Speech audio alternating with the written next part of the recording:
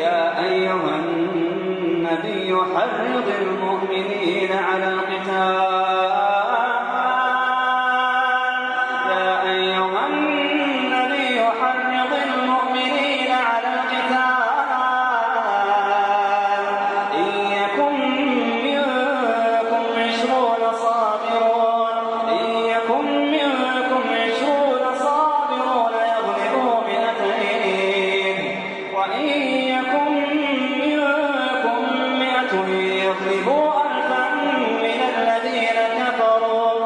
الذين كفروا بأنهم قوم لا يفقهون.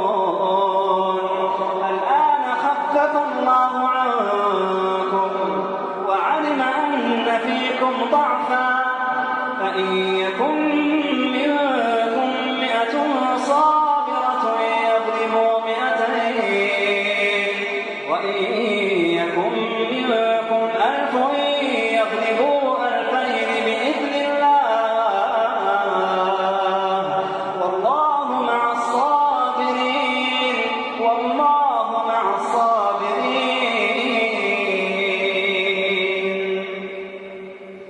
ما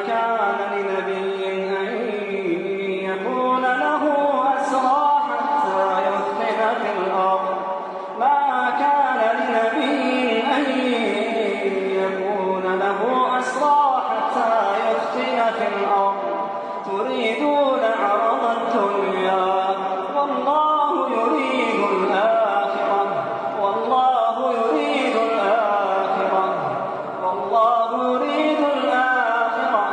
والله عزيز حكيم.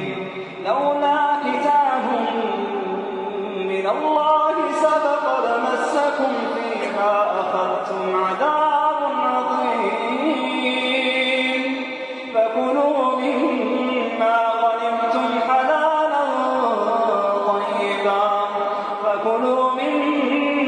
غنمتم حلالا طيبا واتقوا الله